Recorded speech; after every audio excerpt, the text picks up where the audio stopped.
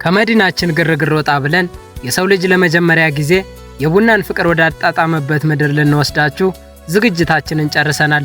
ከአዲስ አበባ ተነስተን በታሪክ በባህልና በተፈጥሮ ወደ ታጀበው የደቡብ ምዕራብ ኢትዮጵያ አቅጣጫ እናቀናለን።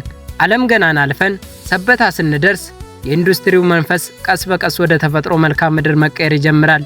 በተጂ በኩል አድርገን ደብረገነትን ስንሻገር የአየሩ ሁኔታ እየለሰለሰ ይመጣል። ቱሉ ቦሎና የሞቅ ውሃ መፍለቂያዋ ወሊሶ ከተማን አቆራርጠን በጉራጌ ምድር ውልቂጤ ስንደርስ ጉዟችንም በባህል መታጀብ ይጀምራል።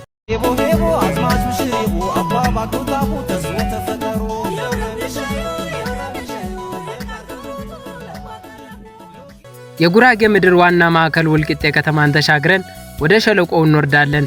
ሳጃ፣ ደነባና ታላቁን የግልገል ግቤ ተፋሰስን ስናልፍ ወደ ቡናው መገኛ መቃረባችንን መልክዓ ምድሩ ይነግረናል። በመጨረሻም ጅማ ከተማ ላይ ተገኝተናል። ቡና በኢትዮጵያ መጠጥ ብቻ ሳይሆን የማህበራዊ መስተጋብር መድረክ ጭምር ነው። ሰዎች ተሰባስበው የሚወያዩበት፣ ሰላምታ የሚለዋወጡበትና ችግሮቻቸውን የሚፈቱበት የቡና ስነ ስርዓት በኢትዮጵያ ማህበረሰብ ጠንካራ የባህል መገለጫ ነው። ሰላም ጤና ይስጥልን የተከበራችሁ የሳምሳት ሚዲያ ተከታታዮች፣ ዛሬ ጉዟችንን ወደ ደቡብ ምዕራብ ኢትዮጵያ በማድረግ ጥንታዊነት ከዘመናዊነት፣ ታሪክ ከልማት ጋር ወደ ተዋሃደባት አስደናቂዋ የጅማ ከተማ ይሆናል። አብራችሁን ቆዩ። ከአንድ ክፍለ ዘመን በፊት በደቡብ ምዕራብ ኢትዮጵያ እምብርት ላይ የቡና መገኛና የተፈጥሮ ስጦታ የሆነች አንዲት አስደናቂ ከተማ አለች። ጅማ ከተማ ለምለም ከሆነው ደቡብ ምዕራብ ኢትዮጵያ የምትገኝ ከተማ ናት። አካባቢው ለቡና እድገት ተስማሚ የሆነ የአየር ንብረትና ለም አፈር ስላለው ጅማን የቡና መናገሻ ያደርጋታል። እዚች ከተማ ላይ የቡና ተክል ብቻ ሳይሆን ተፈጥሮ ለከተማዋ ያበረከተችው ልዩ ስጦታም አላት። የጅማ የቡና ስነ ስርዓት ከዕለት ተዕለት ተግባር በላይ ትልቅ ማህበራዊ ትርጉም አለው። ጎረቤትና ወዳጅ ዘመድ ተሰባስቦ ቡና በሚጠጣበት ወቅት ፍቅር፣ አንድነትና ሰላም ይሰበካል።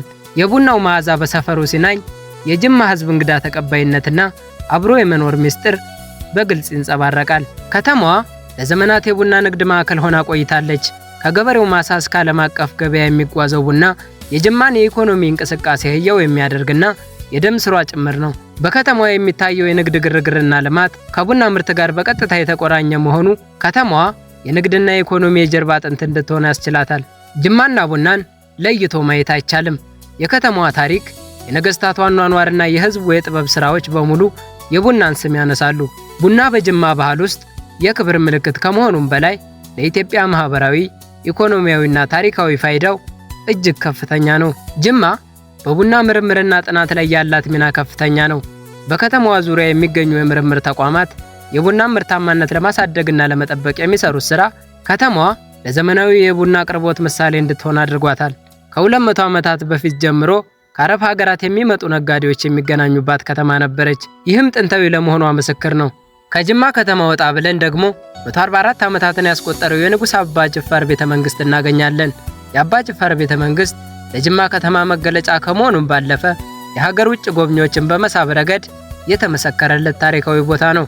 በ12000 ሄክታር መሬት ላይ ያረፈው ይህ ሰፊ ቤተ መንግሥት 65 በሮችና 54 የሚደርሱ መስኮቶች እንዳሉት ይነገራል። ይህ ህንፃ የኢትዮጵያውያን ጥበብ የታየበት ከመሆኑም በላይ ሚስማሩ ሳይቀር በሀገር ውስጥ ጥበበኞች የተሰራ እንደሆነ ይነገራል። በህንፃው 3ኛ ፎቅ ላይ የደህንነት መቆጣጠሪያ ይገኛል። እሱም የደህንነት ማማ በመባል ይታወቃል። 6 ሚስቶች የነበሯቸው ንጉሱ 14 ልጆቻቸውን ያሳደጉበት፣ ዲፕሎማሲያዊ ግንኙነቶችን ያጠናከሩበት የቤተ መንግሥት ዛሬም ድረስ በጽኑ መሰረት ላይ ቆሞ የጅማ መለያ ሆኖ ቀጥሏል። ስለ ጅማ ሲነሳ ቡናና የእንጨት ሥራ አይዘነጋም። እዚህ ከተማ ውስጥ ጀበና ተጥዶ የማይታይበት ሰፈር የለም። የወጣቶች የእንጨት ሥራ ውጤቶች የሆኑት ጠረጴዛዎች፣ ረከቦቶችና አልጋዎች ለጅማ እንግዶች ዋነኛ የመታሰቢያ ስጦታዎች ናቸው።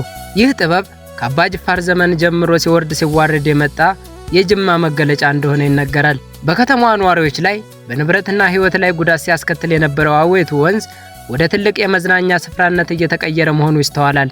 ቀደም ሲል ለነዋሪዎች ስጋት የነበረው ወንዙ አሁን ግን ውብ ድልድዮች፣ ካፌዎችና የእግር መንገድ ተሰርቶለት የከተማዋ አዲስ ገጽታ ሆኗል። በአዌቱ የወንዝ ዳርቻ ያሉት የመዝናኛ ስፍራ መብራቶችና የምሽት ድባብ ተጣምረው ሐሴትን ይፈጥራሉ። በተለይ ደግሞ በምሽት ያለው የመብራት ድምቀት ለከተማዋ ልዩ ግርማን ሰጥቷታል። ጅማ የጥንቱ መንግስት የጥበብ አሻራና የኢትዮጵያ ቡና መገኛ ብቻ ሳትሆን ዛሬ በታሪክና በዘመናዊነት ውህደት ዳግም እየተወለደች ያለች የታላቅነት ምልክት ናት።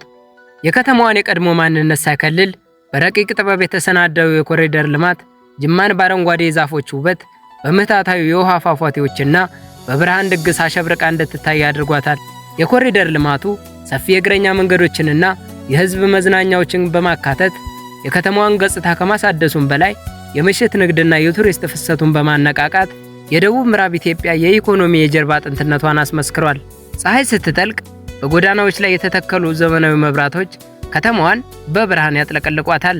ይህ የምሽት ብርሃን ለከተማዋ ውበት ብቻ ሳይሆን ለደህንነትና ለምሽት የንግድ እንቅስቃሴ ትልቅ መነቃቃትን ይፈጥሯል።